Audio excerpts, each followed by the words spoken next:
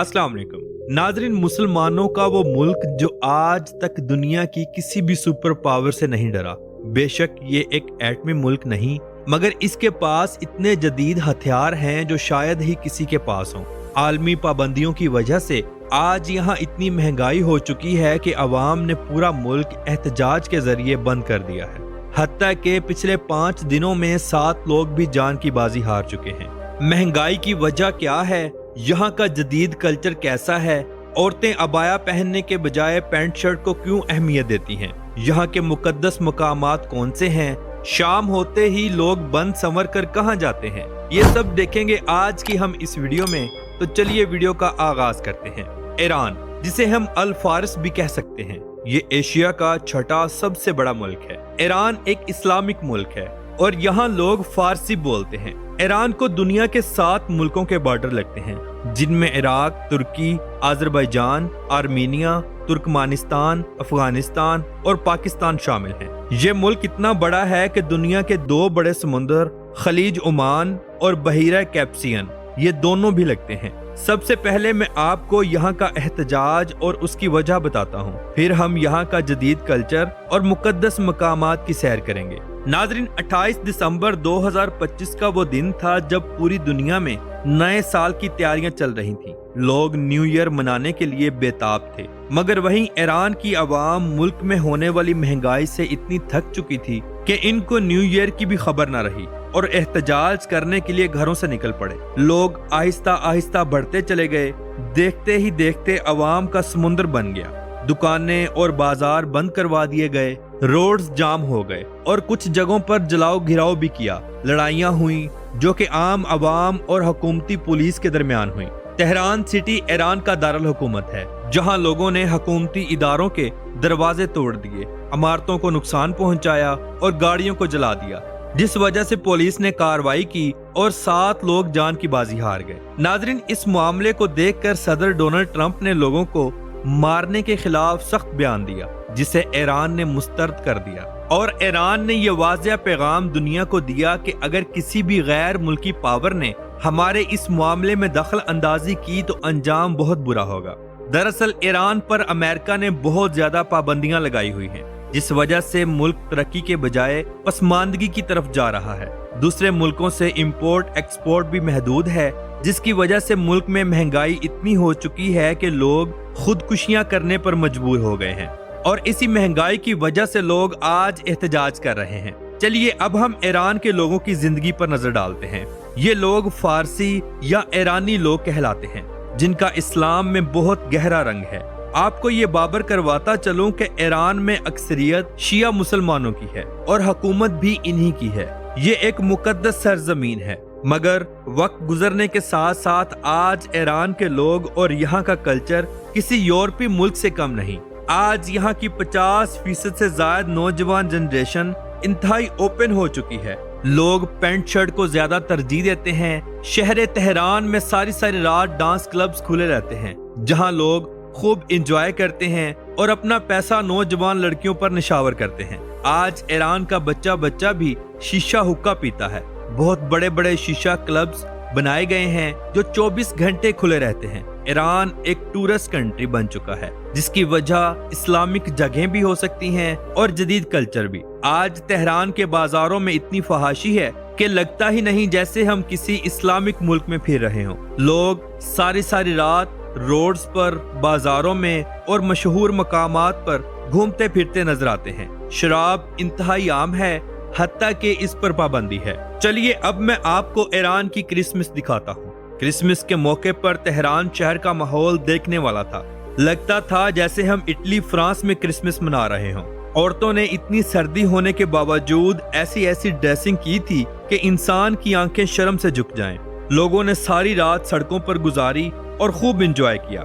आज जहां लोग दुबई घूमने जाते हैं, वहीं ईरान भी जाते हैं।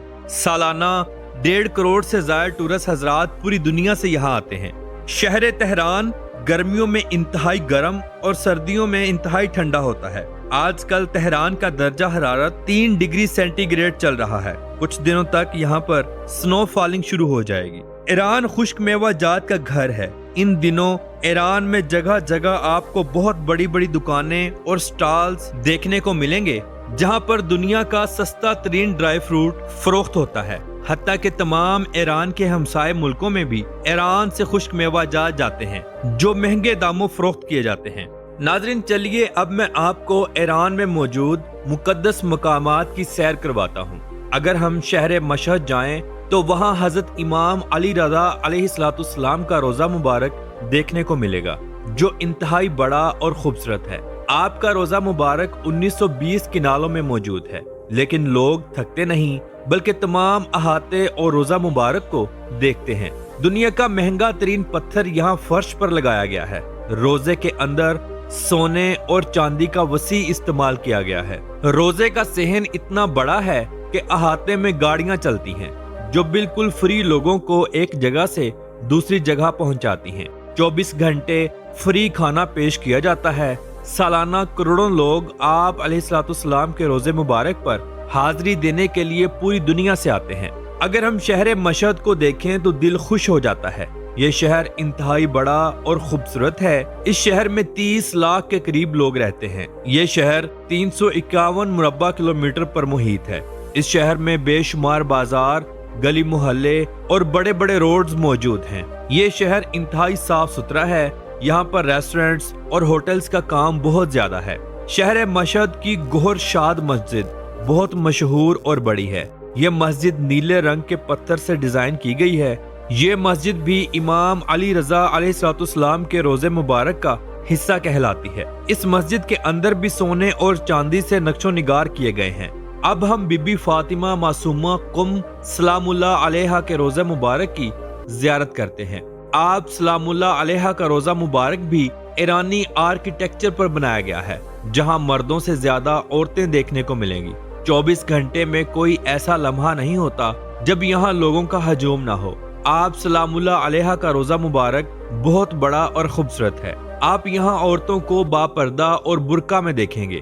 یہاں 5 وقت اذان ہوتی ہے اور لوگ با جماعت نماز ادا کرتے ہیں۔ عورتوں کے لیے اور مردوں کے لیے علیحدہ علیحدہ نماز ادا کرنے کا انتظام کیا گیا ہے۔ ایران کے اگر کھانوں کی بات کی جائے تو یہاں لوگ ملائی بوٹی، ٹکا کباب، سفید چاول اور گوشت سے بنی چیزیں بہت شوق سے کھاتے ہیں۔ لوگ چکن بریانی اور مٹن پلاؤ ان دونوں ڈشز کے دیوانے ہیں۔ آج ایران کسی بھی ملک سے کم نہیں۔ یہاں کے دیہاتی علاقے بھی کافی جدید اور خوبصورت ہیں۔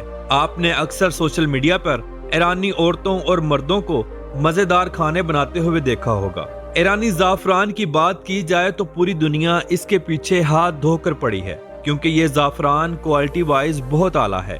ایران میں تو یہ کافی سستی ہے، البتہ دوسرے ملکوں میں یہ زعفران کافی مہنگی کر کے بیچی جاتی ہے۔ ایران کے بازار ہزاروں سال پرانے ہیں جہاں سے آج بھی پرانی ایرانی ثقافت کی خوشبو آتی ہے۔ ایرانی ثقافت کی ہر چیز آپ یہاں سے بآسانی خرید سکتے ہیں، جیسے کہ ایرانی عطر، ایرانی کپڑا، زیور اور تمام ضرورت کی اشیاء۔ ایران کے ہر شہر کی رونق الگ ہے۔ ایران میں ہوٹلز، ریسٹورنٹس کا کام بہت زیادہ ہے کیونکہ سالانہ کروڑوں لوگ پوری دنیا سے یہاں زیارات کرنے کے لیے آتے ہیں۔ یہاں 24 گھنٹوں کا کرایہ پاکستانی 2000 سے بھی کم ہے۔ اگر ہم عرب دنیا کا سب سے قدیم بازار دیکھیں تو یہ ایران کے شہر تبریز میں موجود ہے جو کہ سلک روڈ کے اوپر بنایا گیا تھا۔ یہ سلک روڈ چائنا سے لے کر یورپ تک چلتا تھا اور دنیا کی سب سے بڑی تجارت اسی روڈ کے اوپر سے ہوتی تھی۔ اس بازار کو بازار تبریز کہا جاتا ہے اور یہ دنیا کا سب سے بڑا بازار ہے جس کے اوپر چھت بنائی گئی تھی۔ یہ بازار اتنا بڑا ہے کہ اکثر لوگ اس کے اندر جا کر گم ہو جاتے ہیں۔ یہ بازار سینکڑوں سال پرانا ہے اور آج بھی یہ اپنی اصل حالت میں یہاں موجود ہے۔ ناظرین، آپ ایرانی قالین سے تو واقف ہوں گے جو کہ دنیا کا سب سے مہنگا ترین قالین مانا جاتا ہے۔ یہ قالین اکثر ہاتھوں سے بنائے جاتے ہیں جو کہ انتہائی خوبصورت اور یونیک ہوتے ہیں۔ ان قالینوں کو ایران کے مرد حضرات اور عورتیں سب مل کر بناتے ہیں۔ بے شک ایران دنیا کی پابندیوں کا شکار ہے، لیکن آج بھی ایران میں ترقیاتی کام بہت اعلیٰ پیمانے پر کیا جاتا ہے۔ جگہ جگہ پر ملکی اور غیر ملکی سیاحوں کے لیے ٹورسٹ پوائنٹس بنائے گئے ہیں جو کہ انتہائی بڑے اور خوبصورت ہیں۔ تو ناظرین، یہ تھی آج کی ہماری ایران کے اوپر ایک چھوٹی سی ڈاکومنٹری۔ امید کرتے ہیں کہ آپ کو اچھی لگی ہوگی۔ تو ملتے ہیں انشاءاللہ اگلی ویڈیو کے ساتھ. اللہ حافظ ناصر, خدا حافظ.